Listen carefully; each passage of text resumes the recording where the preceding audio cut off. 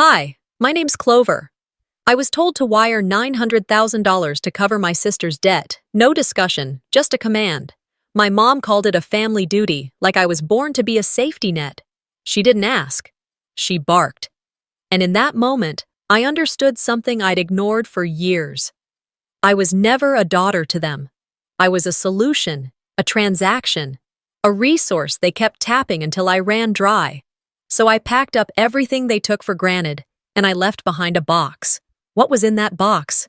Only the truth, just enough to dismantle everything they built on my silence. Want to know what happened when they opened it? When they realized the person they erased finally had a voice. Keep watching.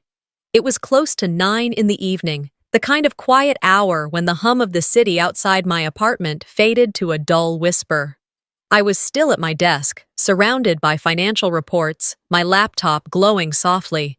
Numbers usually calmed me. They made sense. They behaved when people didn't.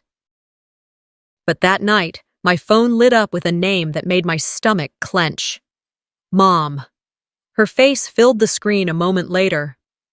The camera was tilted too low, catching the sharp line of her jaw and the glint of the gold cross she always wore. She didn't smile. She never did when she wanted something. Your sister's debt, she said. Her tone was clipped, businesslike. 900,000, no delays. That's your family duty. For a few seconds, I didn't speak. The words landed like a gavel striking wood. Family duty.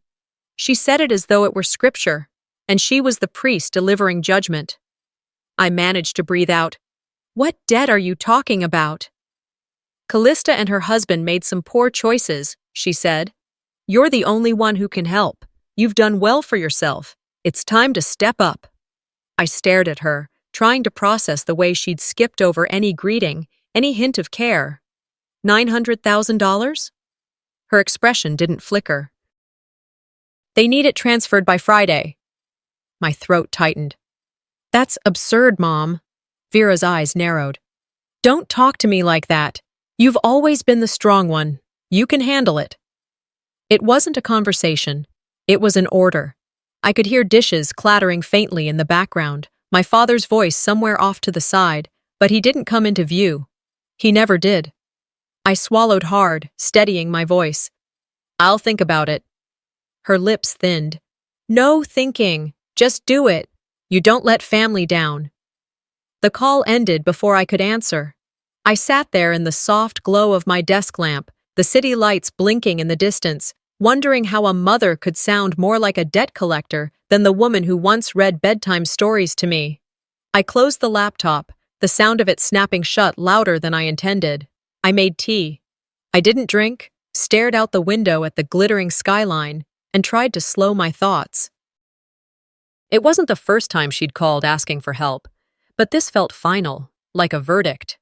The next morning, the sunlight spilling through the blinds didn't make the world feel any lighter. My phone buzzed with a new message from Callista. Family dinner at 6. Don't be late. No please. No explanation. Just an expectation disguised as tradition. By 5:30, I was in my car, heading toward Georgetown. The drive took me from glass towers to wide lawns and oak trees draped with lights. My parents' home looked just as it always had. Perfectly maintained, warm from the outside, cold once you stepped in. Vera greeted me at the door with a quick kiss on the cheek. She smelled of perfume and control. You look tired, she said, which was her polite way of saying I looked older than she expected. Inside, the table was set like a holiday. Lyman sat at the head, half smiling behind his newspaper. Callista and her husband were already there, whispering about something on their phones. Dinner started with small talk. Church events, Callista's kids, the weather. No one asked about me. I was used to that. Halfway through the meal, Vera reached for a folder sitting beside her plate and slid it toward me. Here, she said. The full breakdown. You've always been responsible. We need this wired by Friday. The envelope was thick. My fingers brushed against the edge, and I could feel the weight of printed guilt inside. Mom, I said quietly. I can't just... Callista interrupted, her voice trembling like a bad actress in a community play. Clover, please. We're drowning. You wouldn't let your own niece and nephew suffer, would you? I looked at her carefully. You mean the ones in private school? The ones who go to Hawaii every Christmas? Her face flushed. That's not fair. Vera's hand came down sharply on the table. Enough. Don't embarrass your sister. You have the means. You always fix things. Across the table, my father folded his newspaper, then unfolded it again. Silence wrapped around us like plastic, airtight, suffocating. I felt the air thicken. Every nerve in my body told me to get up, to walk out, to scream that I was done being their safety net. But I didn't. Not yet. I smiled, just enough to make them uneasy. Of course, I said softly. I'll take care of it. Vera's shoulders relaxed. Good. I knew you'd do the right thing. Callista dabbed her eyes with a napkin, murmuring thank yous that sounded rehearsed. The rest of the meal passed in polite silence, forks against china, laughter that didn't belong to me. After dessert was served, I stood up. I should get going. Early meeting tomorrow. Vera frowned. We're not finished. Yes, I said, picking up my purse. We are. The drive back to Austin was a blur of headlights and thoughts I couldn't silence. Each mile stretched like a revelation. I had spent most of my life believing that love and obligation were intertwined, that to be good meant to give until empty. But that night, as I parked outside my apartment and turned off the engine, I knew something had shifted. I walked inside, kicked off my heels, and leaned against the counter. My reflection in the window looked unfamiliar, tired but sharp. I am not a bank, I whispered. The city lights flickered in agreement. I am their daughter. Or maybe I never was.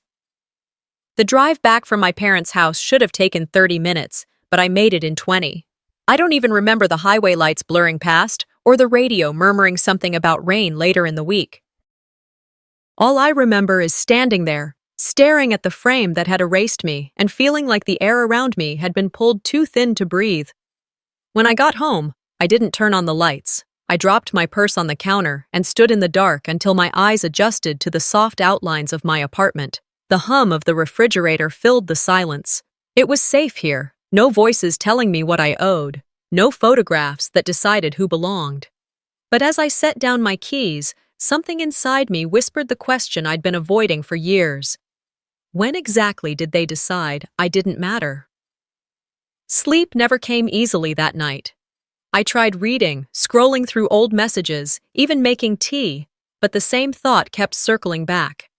Maybe this wasn't sudden. Maybe being erased had started long before that family portrait. Maybe it began the moment I learned to sign my name. The next morning, I sat cross-legged on the floor of my bedroom, pulling open the box I kept under my bed. And it was filled with the kind of things people don't post online. Faded photos, folded report cards, a graduation tassel that still smelled faintly of dust and perfume. At the bottom was a photograph I hadn't seen in years, me at 17, standing on a stage in a borrowed gown. I was smiling too wide for someone who'd just realized her mother wasn't in the audience. I remember that day as if it were stitched into me. The empty seat beside my father, the way the principal mispronounced my name, and the promise I'd made to myself that I'd work hard enough to be seen. Looking at the picture now, the corners curled with age, I felt a slow ache rising behind my ribs. Maybe Vera hadn't skipped that ceremony because she was busy. Maybe she'd already started pretending I wasn't her daughter. That thought dragged me back to another memory, one I'd locked away. I was 17, still living at home, when Mom called me to the hospital. She'd had a minor surgery, nothing serious, she said, just a procedure. When I arrived, she was sitting upright in bed, lipstick perfectly applied, flipping through a stack of forms. Here, she said, handing me a clipboard. Sign this. It's just basic insurance coverage. You know how the paperwork gets. I didn't question her. I never did back then. I remember how the fluorescent lights made the room smell like chemicals and how the nurse avoided my eyes. I remember the small tremor in my mother's hand, not from weakness, but from impatience. I signed where she pointed. Good girl, she said, tucking the papers back into the folder. Now we can all relax. I thought it was over. I went home that evening, made soup, and told myself I'd done something helpful. But sitting here now, 2 decades later, I wondered if that signature was more than insurance paperwork. Maybe it was a legal disclaimer, one that handed over my rights without me realizing it. The idea made my stomach turn. I reached for my laptop, logging into old email accounts, old banking portals I hadn't used in years. It was like digging up bones, records of transactions I couldn't remember authorizing, tiny withdrawals tied to family obligations. By noon, I'd contacted the hospital, asking if they could pull records from 2004. The receptionist sounded kind but unsure. "Those archives are off-site," she said. "Might take a few weeks if they even still exist." Weeks. I didn't have weeks. I spent the afternoon calling every number listed on my mother's old insurance files. Each time I introduced myself, the line went quiet for a second. Then came the polite deflection. "I'm sorry, Ms. Langford, but we can't release that without written consent from the primary account holder." The primary account holder. That would be her. By evening, frustration had hardened into something quieter. Clarity. I wasn't crazy. They had planned this carefully. As the sun dipped below the buildings outside my window, I opened social media just to distract myself. That was a mistake. There it was, a glossy magazine feature on the Langford Legacy, a local business award highlighting family entrepreneurs who build generational success. The photo at the top was recent, my mother, my brother Cassian, and my sister-in-law, all smiling beneath the company banner. The caption read, "Vera Langford's dedication to her family's business has inspired her son Cassian to carry on the legacy." When asked about her daughter, Vera laughed gently. Demi was never interested in the family work. She always wanted something different. Different. That word cut deeper than the rest. It was the same word she used when neighbors asked why I moved out at 18, the same word she said when she told people I was independent, as if independence were a flaw. I scrolled through the comments. People congratulated her, calling her an inspiration. One person wrote, "Your daughter must be proud." Vera replied with a heart emoji. I shut the laptop. The walls of my apartment felt smaller, as if the lies had found a way in through the vents. For years, I'd defended her, to colleagues, to friends, to myself. I told everyone she was complicated, that she just showed love differently, but there was no misunderstanding here. She was rewriting history, and I was the sentence she deleted. I walked to the window, the city below flickering with Friday night energy. I should have been angry, but what I felt was worse, clarity, the kind that stripped away hope. I poured a glass of water, took one sip, and set it down untouched. Then I grabbed my phone and called Naomi, the only lawyer I trusted. She answered on the second ring. "Demi, what's wrong?" "Do you remember those papers I signed when I was 17, at the hospital?" There was a pause. "You think she tricked you into signing something legal?" "I think she planned everything." Naomi exhaled softly. "All right, I'll look into property and estate records."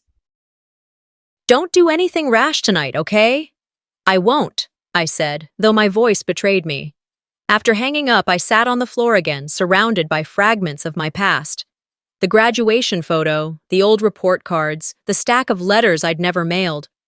For the first time, I didn't feel sad. I felt awake. Around midnight, I started cleaning, not out of habit, but instinct. Every drawer I opened revealed another small betrayal.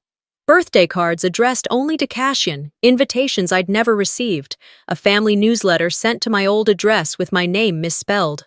When I reached the back of the closet, my hand brushed against something stiff, an old envelope wedged between a shoebox and the wall. It was sealed, the paper yellowed around the edges, and the handwriting across the front made my pulse quicken. Langford Reeve, Estate Attorneys. The address was one of our family's old properties, a house sold off years ago. There was no return address, but I knew that handwriting. It was hers. I held it for a long moment, my thumb tracing the edges, afraid of what I might find inside. Outside, the wind rattled the windows, and the hum of passing cars faded into silence. Somewhere in the building, a neighbor laughed. Life went on, unbothered, indifferent. But for me, everything had tilted. My mother hadn't just stolen money.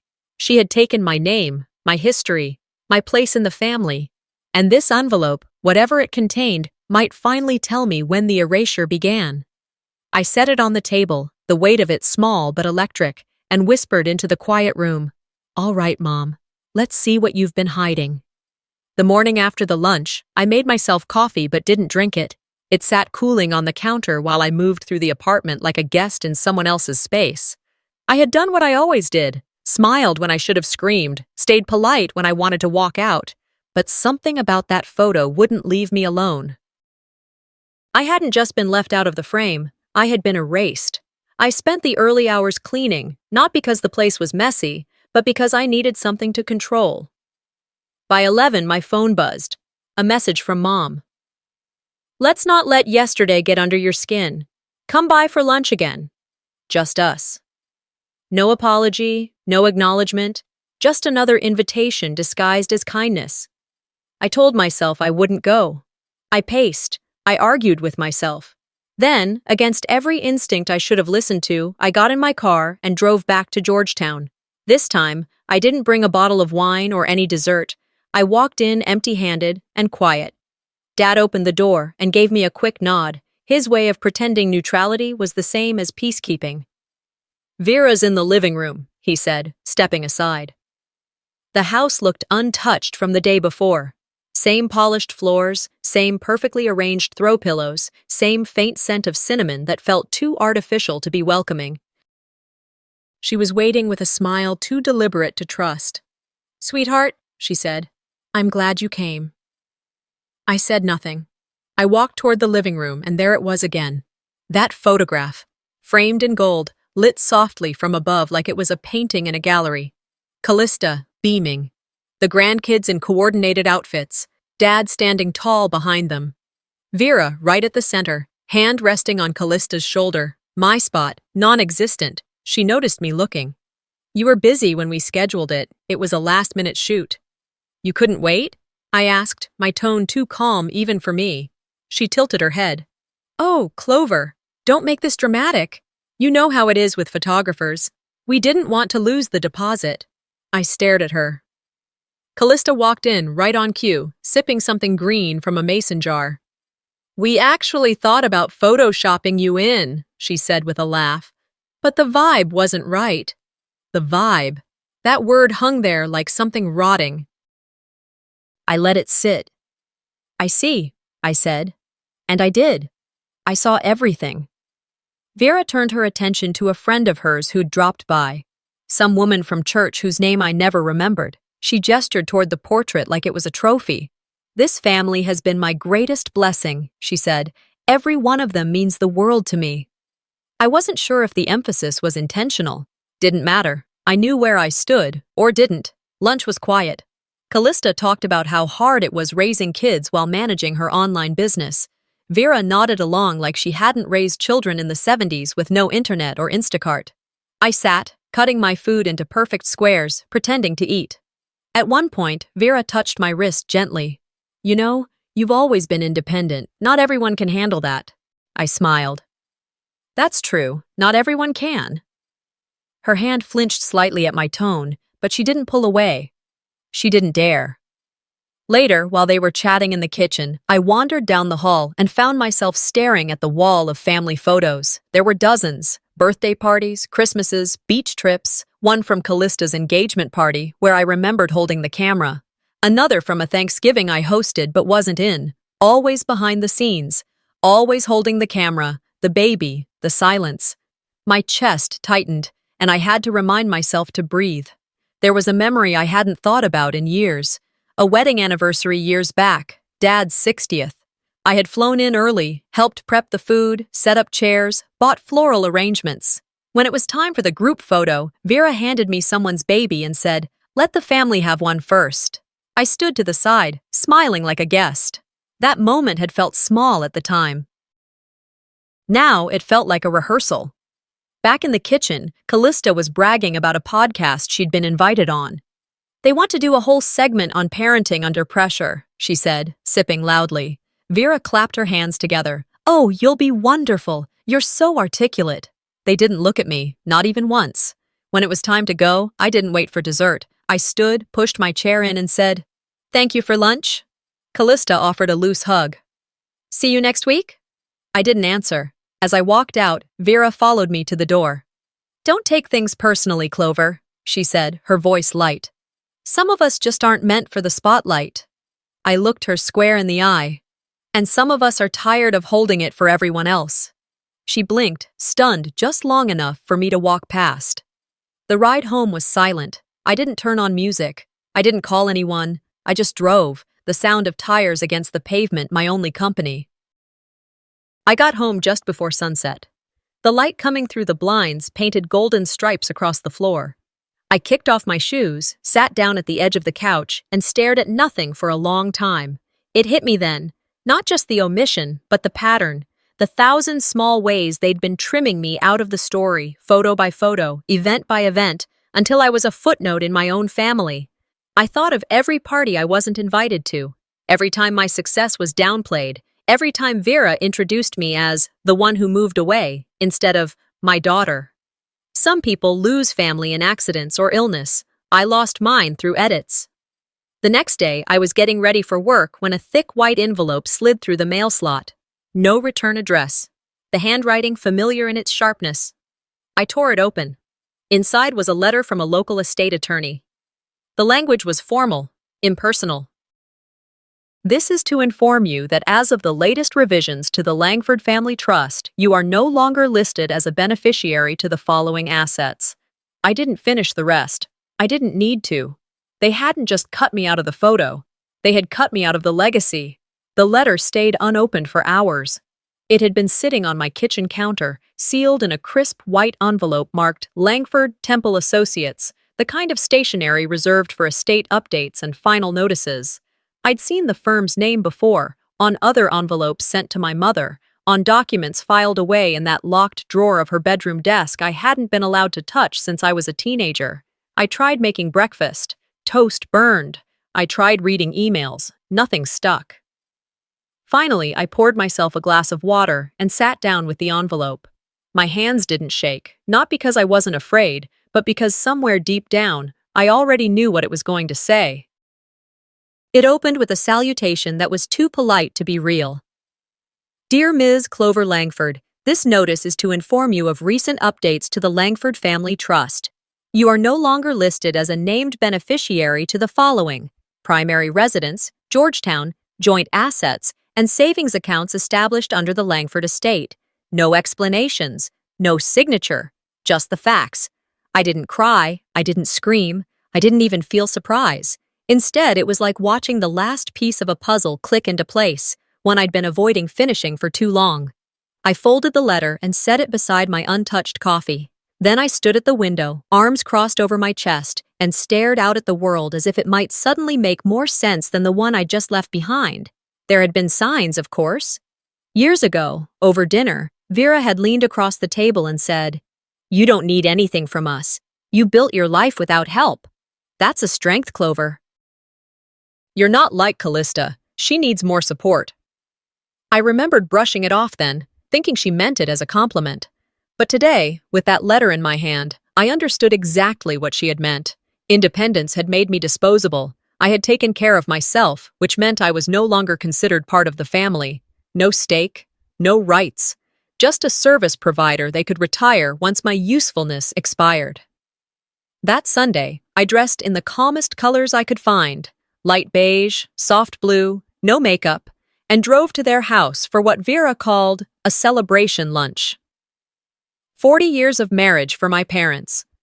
Lyman would stand there quietly while Vera made her speech. Callista would flutter around like she was co-hosting a gala, and I would be seated quietly, off to the side, just visible enough to check the attendance box. The house was decorated in creams and golds, tasteful as always. Vera had rented a party tent for the backyard, complete with string lights and a catering team from the church. I recognized faces from their congregation, a few old neighbors, and one woman who used to babysit Callista and me when we were kids. She hugged me like I was a ghost she hadn't expected to see. "You look well, Clover," she said. "Still living downtown?" "Yes," I nodded. "Same apartment." She tilted her head kindly. "You've always been the quiet one."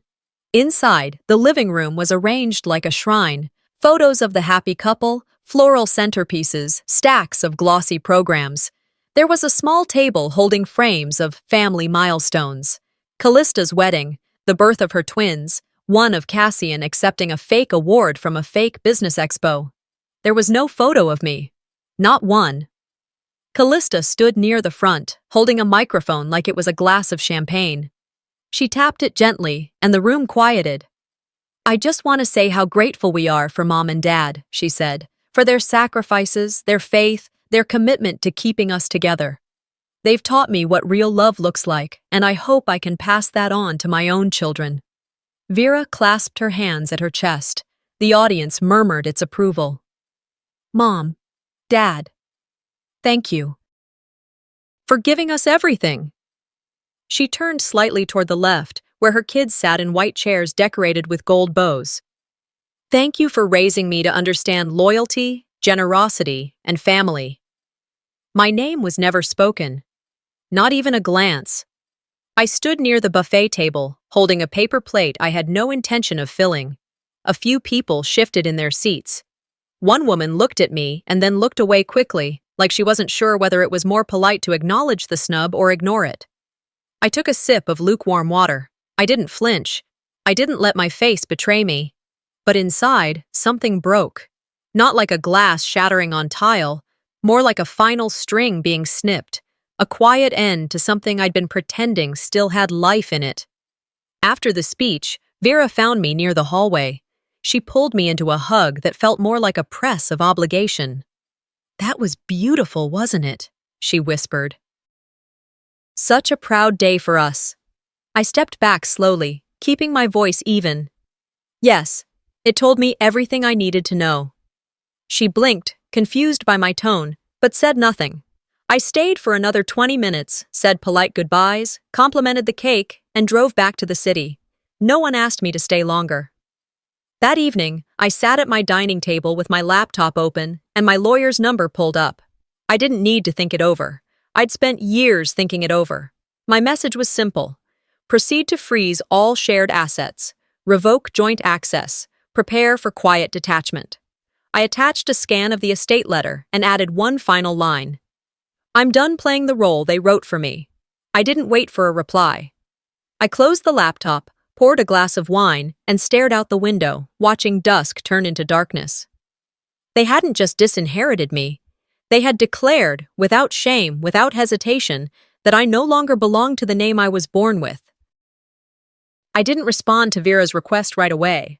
After she asked me, without flinching, without hesitation, if I'd just hand over the house to Callista, I did what I'd taught myself to do over the years. I nodded, said nothing, and left the conversation hanging in the air like the sour smell of something rotting. The house in question wasn't just real estate. It wasn't a property in the investment sense. It was mine. I bought it when I was 31. The deed, the down payment, every nail and roof tile paid for in full from my account. I'd gifted it to myself when no one else in the family ever had. A place to breathe, to exist without being useful. And now, apparently, it was up for reassignment. A few days after the inheritance letter, Vera sent a message that buzzed on my phone while I was walking back from the market. "Family barbecue this Sunday. Just us. Bring your appetite." I stared at the text, thumb hovering over the screen. Just us. That always meant I was the outsider being reminded to act like I belonged. Sunday arrived in a haze of summer heat. I wore jeans, a soft linen shirt, and brought nothing. No dessert, no salad, no wine. I was done contributing to performances. When I pulled into their driveway, Callista's SUV was already there, parked crooked as always, one wheel angled across the grass like the rules never applied to her. Dad greeted me at the door with his usual neutral nod. "Backyard," he said, gesturing. "They've got the grill going." The backyard looked like something out of a lifestyle blog. String lights, checkered tablecloths, citronella candles already melting in the heat. Callista wore a floral sundress and oversized sunglasses, even though the sun was slipping behind the trees. Her kids played near the porch, running in circles while Vera cooed compliments between sips of lemonade. I walked up with a polite smile, the kind that makes your cheeks ache but your spine stay straight. Clover, there you are, Vera called, her voice extra cheerful in that tight way she used when she wanted to manage the mood. Sit, sit, you must be starving. I'm fine, I said, pulling out a chair at the edge of the table. She slid a plate toward me. We made corn on the cob, your favorite. I didn't tell her that I hadn't eaten corn in 5 years. Dinner moved in slow, syrupy conversation. Callista recapped some yoga retreat she'd been invited to, then moved on to a parenting podcast she'd recorded. She was the featured guest, she said, for an episode called Balancing Chaos. You know, she laughed, they asked how I handle stress. I said, with grace and a glass of wine. Everyone chuckled on cue. I picked at my grilled zucchini. Then, just as I took a sip of water, Vera leaned in like she was telling me a secret. You know, since you spend so much time in the city now, Callista's been looking at places, but the market's ridiculous right now. It'd mean the world to her if she could move into your house, just until things settle down. She said it gently, like she was offering me the honor of sacrifice. You don't need it, sweetheart, she added, like that settled it. I put my glass down carefully.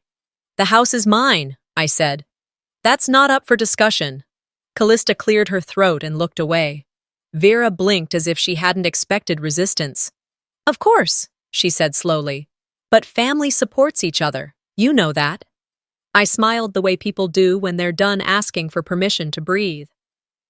After a few minutes, Vera got up and began introducing us to one of her church friends who'd just arrived. A woman with a lacquered hairstyle and too many rings. This is Clover, she said, gesturing toward me with a smile that felt more staged than kind. She's always been so good with numbers. Thankfully, she's not a burden. The woman nodded politely. I saw her eyes flit to my face, then shift away, unsure how to respond. Then Vera turned to Callista and practically beamed. And this is my miracle daughter. She's been through so much, you know, raising twins, navigating a business. She's remarkable. The compliment hung in the air like perfume that's gone sour. I didn't flinch. I didn't step back. Instead, I looked the woman in the eye and said, numbers don't lie, but people do it beautifully, especially when they're family. The air shifted. The woman blinked. Vera's smile froze. Callista pressed her lips together in that brittle way she did when she didn't know if she'd been insulted or outmaneuvered. I finished my plate in silence. No one made eye contact after that. When the sun began to fade and the porch lights flickered on, I stood up, thanked them for the food, and said I had an early morning meeting. Vera tried to hug me goodbye, but I stepped back and offered a brief nod instead. In the car, I sat for a moment, engine off, hands on the steering wheel. They weren't just asking for too much, they were stripping me of ownership piece by piece. Not just the physical things, but the right to say no. To be seen as more than useful, to exist without owing. That night, I emailed Naomi. Subject, new holding structure. Body, initiate lock on house title. Begin LLC setup for private property designation. Prepare draft letter to issue notice to family regarding legal clarification of ownership. I'm done with ambiguity. I didn't sign it with my name. She'd know who it was from. Later, I sat on my balcony with a glass of wine, staring at the city skyline. The lights flickered like little truths trying to survive in a sea of manufactured stories. They'd taken photos without me, written wills that erased me, told stories that renamed me, and now they wanted my house. I'd said no. They laughed, so I stopped warning. I sent the email to Naomi just after midnight, closed my laptop, and exhaled like I had been holding my breath for 20 years. I didn't expect a reply that late, but when her short message came in 5 minutes later, understood, I'll move. I knew I wasn't alone in this anymore. That night, I slept without dreaming. The next morning, after showering and making a pot of coffee, I opened up my file folders and started reviewing the legal drafts Naomi had sent the week before. My apartment was quiet, except for the occasional rumble of a passing delivery truck and the soft clicking of my keyboard. The documents were all in order. A property transfer freeze, a formal cease and desist draft, and a plan to move the house title under a new LLC. I had told them no.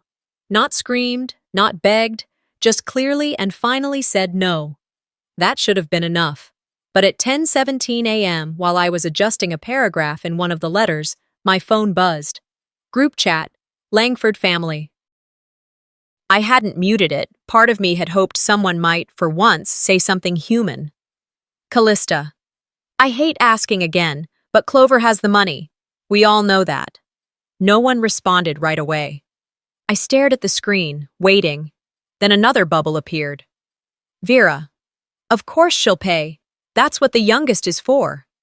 It didn't sting at first. It registered like a text from a stranger, a transaction of words. But then, just seconds later, the one that settled it.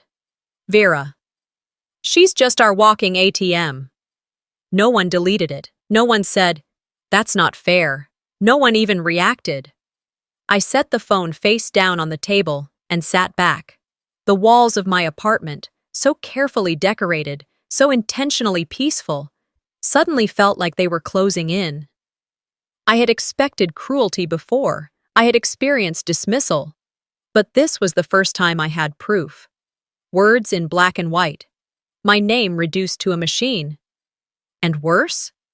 They didn't even try to hide it. I picked up the phone, reopened the group, scrolled again, just to be sure I hadn't misread anything. Still there. 3 lines, more permanent than any will. My chest didn't burn. It didn't ache. It went cold. At 6:42 p.m., while I was heating soup I didn't really want, the phone rang again. Her name lit up the screen like a warning siren. Mom. I answered. Her voice was cheery. Hi, sweetheart. Just checking in. Wanted to see how things are going with the paperwork. I didn't respond right away. I let her voice bounce off the silence between us. Then I said, I read the group chat. There was a pause, the kind that says someone's figuring out how to lie quickly. Clover, don't take things out of context. You know how family talks. We just joke sometimes. You called me a walking ATM. Another beat. If you're going to be dramatic, she snapped, maybe you're not part of this family anymore. I smiled, not because it was funny, because it was finally honest. Maybe I never was. She went quiet, not shocked, just out of excuses. The call ended without goodbye. No screaming, no pleading, just an ending. Afterward, I stood in the kitchen for a long time. The soup bubbled on the stove, forgotten. Outside, the city carried on. Cars honked, dogs barked, people lived. My world, however, had just shifted on its axis. Not broken, realigned. I took a breath, walked to the corner of the room, opened the cabinet that housed all my files, and pulled out the contingency plan Naomi and I had built 6 months ago. Back then, I hadn't been ready. Now, I was. One by one, I executed every step. Transfer of assets. Initiated. Power of attorney rescinded. Confirmed. New holding LLC. Activated. Bank accounts decoupled from family trusts. Done. Digital backups uploaded. Secured. All future communication rerouted through legal counsel. Finalized. Then I cleared the dining table and laid out the box. Not a fancy one, just a sturdy cardboard container I had saved from a recent delivery. I picked it up, placed it on the counter, and opened it wide. Inside, I placed a folder with printouts of every wire transfer I had made over the years. For Callista's tuition, for Dad's medical bills, for that time Vera's car unexpectedly broke down. Another folder held screenshots. Every text message, every email, every unreturned message from when I'd asked about the trust funds. I included copies of legal documents, the revised deed, the LLC certificate. The formal letter Naomi had drafted, this is to clarify that Clover Langford is the sole legal owner of all property titled in her name. Any future claims will be met with legal action. I dropped in a flash drive. On it, a short audio clip I had recorded the night I received the inheritance letter, my voice calm and measured. If you're opening this, it means you didn't listen. It means you kept going, kept asking, kept erasing. I'm not angry. I'm done. This isn't revenge. It's a record of what happened and of who I had to become because of it. Last, I placed a small photo. Me and Mom at the lake when I was 7. Before all of this. Before loyalty became a contract. On the back, I wrote in pen. I used to think love meant giving until you had nothing left. Now I know love isn't something that empties you, it's something that sees you. Then I peeled a yellow sticky note from my drawer and stuck it to the top of the box. Truth doesn't need to scream. It just needs to be opened. At sunrise, I sealed the box, and with it, I sealed my past. The sun hadn't fully risen when I pulled into the driveway. The streets were still soaked in that quiet only found before the world stirs. I parked 2 houses down, far enough not to set off Vera's motion lights. The box sat beside me in the passenger seat, buckled in like it was precious cargo. In some way, I suppose it was. More honest than any heirloom they'd passed down. More revealing than any photo they'd proudly framed. I stepped out slowly, closed the car door gently, and carried the box with both hands toward the porch. The wood creaked beneath my sneakers, the kind of creak I used to hear running out the front door on school mornings. The kind of creak that now sounded like a sigh. There were no lights on in the house yet, no voices inside, just shadows. I knelt, placed the box down in the center of the doormat, and smoothed the note taped to the lid. In thick black marker, I had written 5 words. This is your real inheritance. I didn't linger. I walked back to the car, sat behind the wheel, and exhaled like I had been holding in more than air. My hands were steady. My jaw wasn't clenched. There was no fear, no anxiety, just a finality that felt like fresh air. Later that afternoon, I sat on my couch, a glass of water sweating beside me, as I watched the footage from my doorbell cam. The notification had buzzed about an hour after sunrise. I clicked play. The camera angle gave me a clear shot of the porch. Vera opened the front door, bathrobe tied neatly, hair already brushed. She paused when she saw the box, stepped forward, looked around, bent slowly to read the note. Callista appeared behind her a moment later, clutching her phone in one hand, the other hand dragging a toddler who didn't want to be there. I watched as she muttered something to Vera, reached down, and opened the box. First came the documents. Thick, color-coded folders. She pulled them out like they were old tax returns. Then came the envelope with the printed screenshots. Her brows furrowed. She handed one sheet to Vera. The look on Vera's face wasn't shock. It was recognition, like someone who had tripped over something they themselves had buried. She picked up the flash drive next. The tiny black rectangle resting at the top of the stack. Walked back into the house with it still clutched between her fingers. The door shut behind her, leaving the box cracked open on the porch, its contents spilling like truths too heavy to stay contained. I paused the footage and stood up, walked to the window.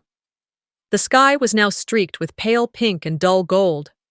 My apartment smelled faintly of lemon cleaner and something else I couldn't quite name, maybe freedom. Then my phone buzzed again. A new notification, porch motion detected. I sat back down and pressed play.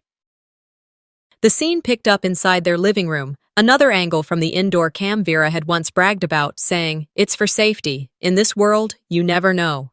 The flash drive had been plugged into a speaker. The little light blinked blue. Then, my voice filled the room, calm, clear, firm. Family isn't who uses you, it's who sees you. You didn't see me, not when I paid for college tuition, not when I bailed out your second mortgage, not even when I brought groceries after your gallbladder surgery. You saw a wallet. You saw leverage. Now, I see you clearly. Callista dropped the page in her hand. "What's this supposed to mean?" she muttered, her voice shaky. Vera didn't answer. She stared at the speaker like it had betrayed her. My voice kept going. "This isn't revenge. It's truth. And truth, unlike money, can't be withdrawn whenever it's convenient." Then the clip ended. Silence. For a few seconds, no one moved. Then Callista picked up one of the folders again, probably the one with her husband's loan documents, the signatures, the wire transfers linked directly to my accounts. Her face turned pale. "She kept this stuff. Who does that?" she asked, but the question wasn't real. It was fear dressed up as confusion. Vera slowly sat down. Her hands rested in her lap. Her lips pressed tight. She looked at Lyman, who had walked into the room mid-message, cup of coffee in hand. He didn't speak. He didn't even blink. He just set his coffee down, picked up the photo of me and her at the lake, the one I'd slipped in at the bottom of the box, and studied it like it belonged to another life. Vera whispered, more to herself than to anyone. I didn't think she'd really walk away. Callista's voice cracked. She just left this? What are we supposed to do? There was no answer. I turned off the footage, the weight in my chest that had been there for years, that ever-present expectation, that endless loop of being asked to be smaller, quieter, more useful. It was gone. They would sort through that box. They would read every line. They would hear every word. And they would finally understand that I had chosen not to disappear. I had chosen to be seen, once and for all. That night, as I climbed into bed, I didn't need white noise or a fan to fall asleep. I didn't lie awake spinning responses I'd never get to say. I didn't rehearse future conversations or replay past ones. I slept. And in the quiet that wrapped around me, for the first time, I knew I had taken my name back. The fallout was already echoing, and I wasn't there to soften the landing. The morning after the box had been opened, I sat on the porch of the cabin I'd rented near Lake Travis, a warm cup of coffee in my hands, and watched the lake stretch out beneath a sky just beginning to burn orange. The silence was different now. It didn't feel empty. It felt earned. No one had called. No texts. Not a single email. For the first time in what felt like decades, I didn't wake up preparing myself for someone else's needs, another quick favor, or the emotional minefield of pretending I still belonged to people who had made it clear I didn't.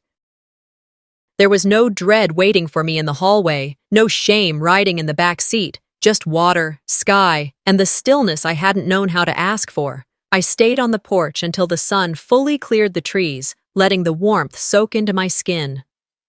Then, as I stood to head inside, my phone buzzed, a notification from the doorbell cam back at my apartment. Another package had been delivered. I nearly ignored it, but something about the alert made me pause.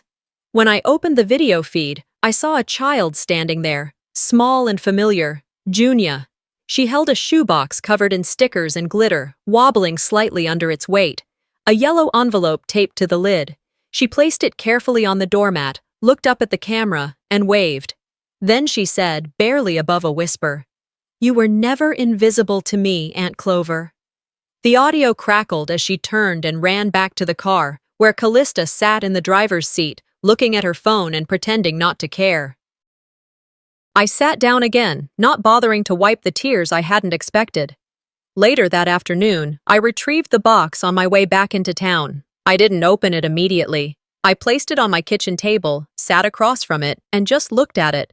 The handwriting on the envelope was shaky, uneven, definitely Junia's.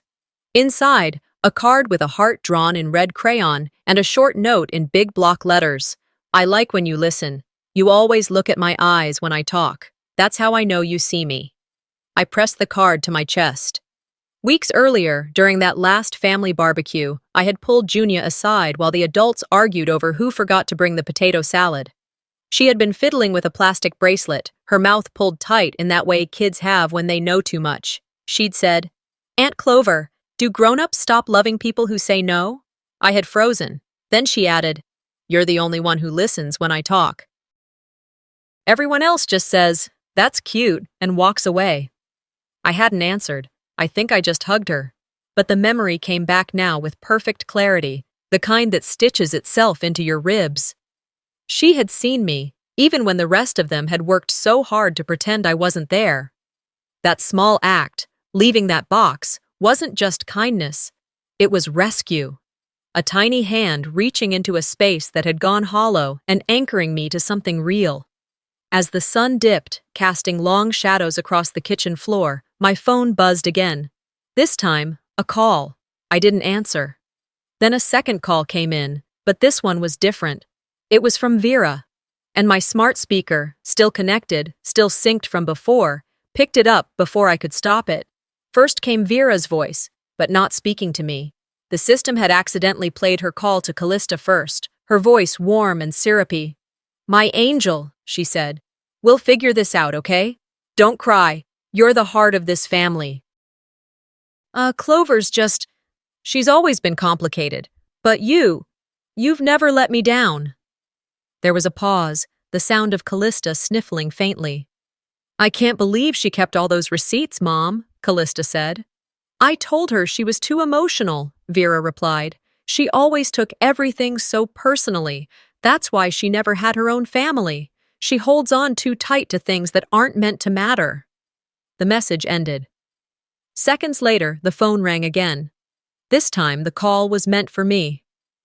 I let it ring twice before answering. Vera didn't wait for pleasantries. "You've made your point. Now please, transfer what you can so we can move on. We'll settle the rest later." No apology. Not even a hint of it. I didn't respond. "Clover," she said. "Are you there?" I reached over and ended the call. Then I blocked her number. I didn't cry. I didn't shake. I just stood there, staring at my own reflection in the microwave door. A woman who had given and given until she was asked to disappear quietly. A woman who had chosen not to. I opened my group chat, the one labeled Langford Family. My thumb hovered for a second, then I deleted it. Blocked every number in it. Removed the photos. Gone. I stood there for a while, letting the quiet wash over me. It wasn't hollow anymore. It was full of space. Space that used to belong to them, now reclaimed. That night, I sat at my desk and typed one final message to Naomi.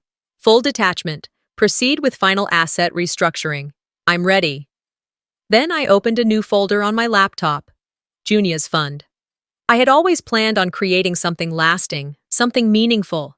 Now I knew exactly where to begin. It wasn't about revenge. It was about planting something in the soil they thought they had salted. By the time the calendar flipped to the next month, the dust had begun to settle. But not where they expected it to. In Austin, word spread fast. The footage from the USB had made its rounds in more places than I could have imagined. Someone from the church, I was told, shared it with a small women's circle. A few of Vera's old bridge partners saw it. The PTA chair at Callista's kids' school apparently had some choice words after watching it with her husband. I hadn't posted it anywhere publicly, but silence has a way of echoing when the people left behind won't stop talking. Within 2 weeks, Vera stepped down from her position on the church committee, citing health reasons, though everyone knew better. Her tight group of friends shrank by the day. People stopped offering their usual chorus of, "She's just misunderstood," and started using words like calculated, disappointing, and the one she feared most, exposed. As for Callista, her influencer deals took a hit. 2 brands quietly ended partnerships after the screenshots of her texts surfaced online. A mom blog that once praised her raw honesty about motherhood pulled her profile from their site. Even the yoga studio she used to name drop in every conversation stopped tagging her in their posts. And I was in my new place. Nothing extravagant, just a clean, sunlit space near the lake where my neighbors said good morning and meant it. The days passed gently, coffee in the morning, walks in the afternoon, no fires to put out, no guilt to manage. Then, one crisp Tuesday morning, a certified letter arrived. Naomi's handwriting was on the envelope. I opened it at the kitchen counter, barefoot, the kettle humming behind me. Settlement closed. All assets moved. No liabilities remain under your name, it read. You are officially, legally, and financially disconnected from the Langford Family Trust. The paper trembled slightly in my hand, not from fear, but from the weight of finality. I folded it neatly, set it in the drawer next to my passport, and picked up my phone. One by one, I scrolled through the contact list, deleting every name connected to that old world, Vera, Callista. Even Cassian, who had been quiet throughout the fallout but complicit in his silence for years. All gone, all but one. I kept Junia's contact, labeled only Junebug, a reminder that not all things in that house were broken. That Friday afternoon, as golden light filtered through the kitchen, my phone rang. It was Lyman. I hesitated before answering, thumb hovering over the screen. Then I tapped. He didn't say anything for 10 seconds. The kind of silence that said he hadn't called for small talk. Finally, his voice cracked through. I should have said something. I didn't rush to fill the silence. Let him sit in it the way I had for decades. You still can, I said softly. Just not to me. He inhaled like he wanted to argue, but said nothing. The line went quiet. Then he hung up. There was no anger, no relief, just release. That weekend, Junia came to stay with me. Callista had asked Naomi to reach out, saying she understood if I never wanted to speak to her again, but Junia missed me. That was the only sentence I needed to hear. We baked banana bread, walked by the lake, skipped rocks, laughed about how her school friends thought Aunt Clover sounded like a fairy tale character. While we cleaned up dishes after dinner, she looked up at me and asked, "Do you miss them?" I didn't pretend to misunderstand. I wiped my hands on a towel, leaned against the counter, and met her gaze. "I miss who they pretended to be," I said. "Not who they are." She nodded like she understood more than a child her age should. That Sunday, I was invited to speak at a women's event in town. Naomi had arranged it, saying they needed someone to talk about financial independence, especially from family systems that demand loyalty without fairness. I kept my story clean, brief, no names, just truths. At the end, someone asked, "If you could say one thing to your younger self, what would it be?" I thought about it, then said, "If someone calls your strength a burden, they never deserved it." A quiet murmur filled the room, nods, a few tears. A woman in the front row whispered, "Thank you." That night, back home, I opened the small box I now kept on the shelf above my desk. Inside, letters from Junia, sticky notes I'd written to myself on hard days, affirmations like, "You don't need to be chosen to belong." A sketch of a logo for the nonprofit I decided to start, one aimed at helping women protect their financial rights within families, not born of bitterness, but of experience. I wasn't rebuilding out of rage, I was building from sovereignty. As I watched the moon rise over the lake, I didn't feel triumphant. I felt whole. I hadn't lost a family. I shed a lie. Sometimes walking away isn't weakness, it's wisdom. When love is replaced by obligation and family becomes a transaction, the strongest thing you can do is reclaim your voice. Clover's story isn't just about revenge, it's about setting boundaries and choosing self-respect over silent suffering. Have you ever been made to feel like your value only existed in what you could give? Share your experience in the comments. I read everyone. And if this story resonated with you, don't forget to like, subscribe, and hit the bell so you don't miss the next chapter in our journey through stories that hit home.